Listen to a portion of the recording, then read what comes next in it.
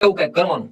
માનસીએ બે સાલિયા ઓપો અને વેરાભા પાસે ભરૂચ ખાતે માંગ્યા.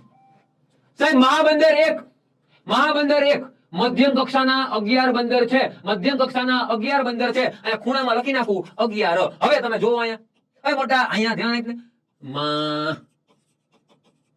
ન સી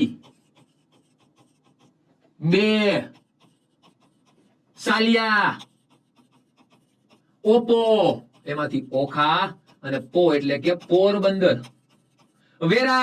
વેરાવળ, ભાવનગર, ભરૂચ, માગિયા મગદલ્લા. માનસીએ બે સાલિયા ઓપો અને વેરાબા પાસે ભરૂચ ખાતે માંગ્યા. તમારે આ માત્ર ને માત્ર 11 બંદર યાદ રાખવા પડશે, કારણ કે સિંગલ ટાઈમ પરીક્ષામાં પૂછાયેલું કે નીચેનામાંથી કયું મધ્યમ કક્ષાનું બંદર છે.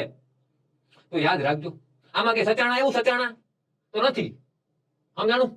યાદ રાખ. જોડી આવ્યું નથી, યાદ રાખજો. માનસીએ બે સાલિયા ઓપો અને વેરાભા પાસે ભરૂચ ખાતે માંગ્યા. ઓકે સાહેબ, ડન. અને લખતા હોય તો વિડીયો પતે પછી લખી નાખજો. બોલું છું ખાલી. નવલખી ક્યાં આવ્યું? મોરબીમાં. બેડી ક્યાં આવ્યું? જામનગરમાં. સલાયા ક્યાં આવ્યું? દ્વારકામાં. ઓખા ક્યાં આવ્યું? દ્વારકા જિલ્લામાં. પોરબંદર ક્યાં આવ્યું? પોરબંદરમાં. વેરાવળ ક્યાં આવ્યું?